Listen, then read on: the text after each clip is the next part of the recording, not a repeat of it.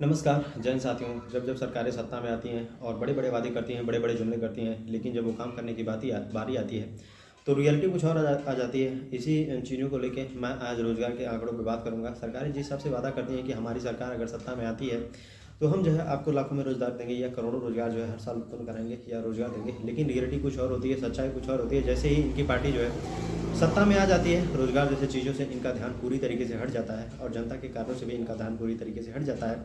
जो जनता से बड़े बड़े वादे करके सत्ता में आए होते हैं और बताते हैं कि हम आएंगे तो पूरी तरीके से आपके भाग्य को बदल देंगे, लेकिन रियलिटी कुछ और होती है। रोज़गार के नाम पे लगभग लगभग सारी की सारी सरकारें यूथ को धोखा देती हैं, समाज को धोखा देती हैं। और आज जानते हैं कि भारत में एक कहीं न कहीं अच्छी खासी आबादी जो है यूथ रोज़गार को लेकर परेशान है। एक विकसित देश की कल्पना तभी की जा सकती है या विकासशील देश तभी बन सकता है, भारत या विकसित देश तभी बन सकता है जब वहाँ पे लोगों को पर्याप्त रोज़गार की उपलब्ध हो और मतलब वो जिन भी सेक्टर्स में काम करना चाहें उनके लिए आसानी से उपलब्ध हो सकें। लेकिन रियलिटी कुछ और होती है। आपको बता दें, मनमोहन सिंह जी की सरकार को लेकर लोग चाहे जितना भी टारगेट करते हों, लेकिन रोजगारी वगैरह को लेकर, रोजगार वगैरह को लेकर जितनी सरकारें उन्होंने नौकरियां उत्पन्न की या कांग्रेस सरकार जितनी चीज़ों को बचा के चलती थी वो सारी सरकार में नहीं है। रियलिटी कुछ और होती थी। आपको बता दें 2000 में कांग्रेस सरकार के टाइम आपको बता देते हैं बेरोजगारी दर जो थी वो कहीं न कहीं 100 युवाओं में से स्थिति ये थी कि लगभग 22 युवा मतलब बेरोजगार था। लेकिन आज के टाइम में स्थिति ये बनी है 100 युवाओं में से लगभग रिपोर्ट निकल के आया है कि 67 पढ़े लिखे युवा पूरी तरीके से जो है रोजगार पाने में सक्षम नहीं है।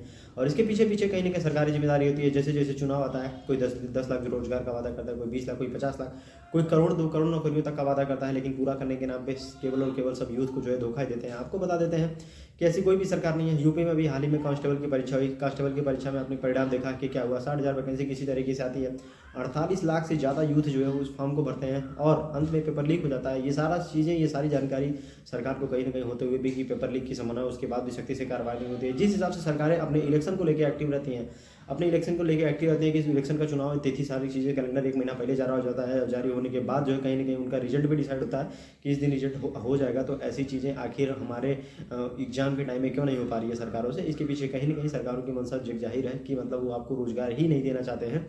और यही सब सारी रियलिटी है आपकी सरकार के मुद्दे पे। या सरकार जो जो वादे करते हैं कि हम मतलब रोजगार देंगे, राजस्थान में रीट का एग्जाम था वो लीक होगा, यूपी में यूपी का एग्जाम लीक हो जाता है, पंजाब में पेपर होता है वहाँ लीक हो जाता है। मतलब फिर यूथ करे तो करे क्या, किनके पास जाए, किनके पास अपनी समस्या को बताए? आपकी इन सब चीज़ों पर राय क्या है? Comment section